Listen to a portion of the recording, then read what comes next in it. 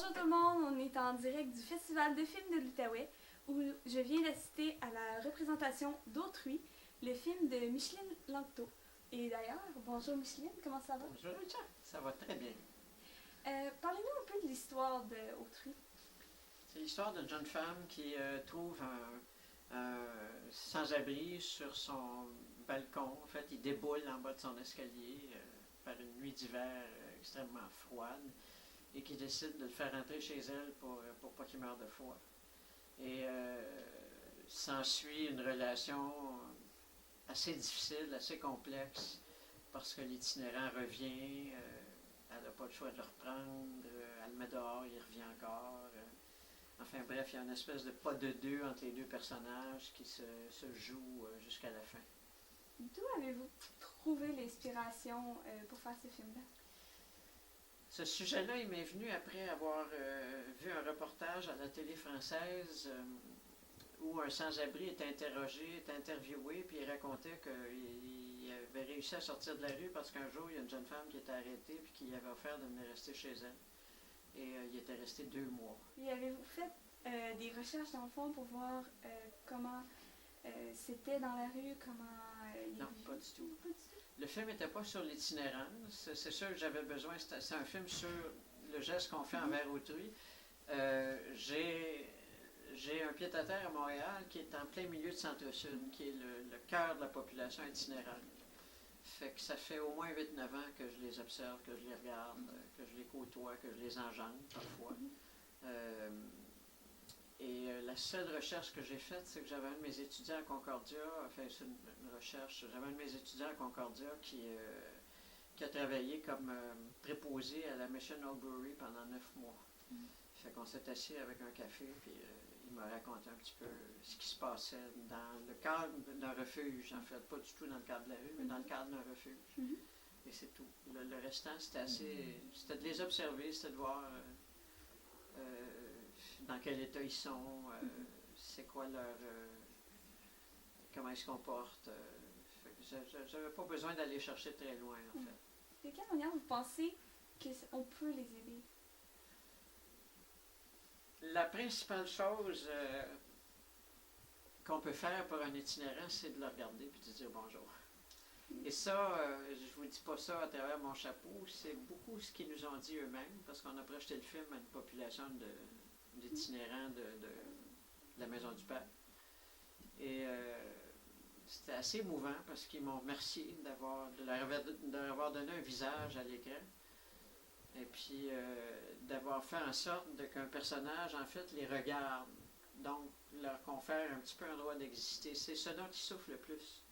Et c'est ce que Robin Aubert disait quand il était en costume et qu'il attendait sur la rue parce qu'on tournait autre chose. Il disait que ce qu'il trouvait le plus épouvantable, c'est que les gens ne le regardaient pas. Du tout. Les gens évitaient de le regarder ou regardaient ailleurs ou passaient à côté sans le voir. Et c'est vrai que c'est quelque chose qui est pour eux extrêmement difficile à subir, beaucoup plus que le froid ou c'est la déconnexion complète avec les gens. Fait que moi je dis, bon, et tous mes techniciens m'ont dit qu'ils avaient changé d'attitude envers les itinérants aussi, et je le fais maintenant moi aussi quand j'en croise un. Je dis bonjour, bon courage, ou un sourire, mais je leur donne pas d'argent, je leur donne pas de bouffe, parce que il faut être prêt à assurer le reste quand on fait ça.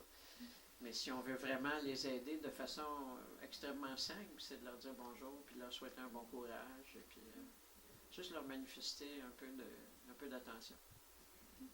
Oui, d'ailleurs, je tiens à vous dire que c'est vrai que votre film change aussi la perception qu'on avait des itinérants. Donc oui, c'est vrai que beaucoup de gens risquent entre autres moi, avec vos conseils, je vais vraiment aller leur dire bonjour, c'est ça.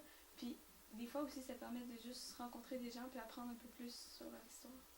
Oui, parce que moi j'en ai rencontré plusieurs à qui j'ai demandé carrément pourquoi es-tu dans la rue, qu'est-ce qui est arrivé, puis c'est étonnant à quel point toutes les réponses sont différentes. Les cas sont vraiment... si on exclut les ex-psychiatrisés qui sont vraiment des pathologies, ceux-là, il faut être prudent quand même parce qu'ils sont pas nécessairement responsables de leurs gestes, mais les autres, c'est souvent des cas de très, très grande détresse. pièce ou ils sont super contents d'en parler aussi. C'est juste de savoir que quelqu'un leur pose la question, tu sais. Puis de leur dire, ben, j'espère que tu vas t'en sortir. Puis, c'est tout. On ne peut pas y juger, on ne peut pas y critiquer. On n'a pas à faire ça du tout. C'est vraiment juste d'offrir un soutien moral, même si c'est une petite chose. Pour eux autres, c'est un monde. Il y en a beaucoup qui disent qu'ils sont dans la rue par choix. Puis c'est vrai, c'est parce qu'ils se sentent complètement rejetés par le monde. Donc, ils se créent un univers à eux autres sur la rue. Et puis, ils se cantonnent dans ça. Des fois, c'est juste de dire, ben, tu pensais à vivre autrement? Parce que ça prend vraiment des intervenants qui sont spécialisés pour aider matériellement la population itinérante. Il y a des gens qui sont formés pour ça, puis qui savent ce dont les itinérants ont besoin. Parce que, comme je le disais tantôt, très rapidement, ils deviennent dépendants de l'aide qu'on leur donne. Et c'est ça le grand danger, de ne pas savoir exactement comment aider quelqu'un qui est dans la rue ou qui est un sans-abri. Parce qu'ils vont tout de suite, ils se créent une dépendance, puis c'est très malsain pour eux. Il faut au contraire les encourager à retrouver un peu de dignité, c'est ça qui leur manque le plus. T'sais. Puis à partir de ça, ben, peut-être qu'ils sont capables d'évoluer vers une petite chambre, puis d'une petite chambre vers une forme de sobriété, puis tranquillement, ça fait son chemin. Mais c'est la dignité qui leur manque le plus.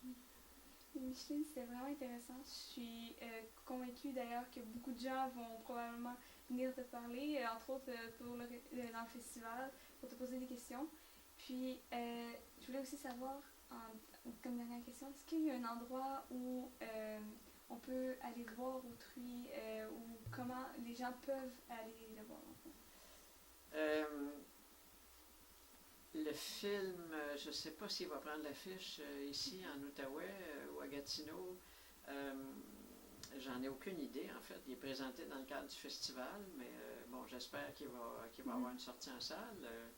Pour l'instant, à Montréal, la sortie est déjà terminée.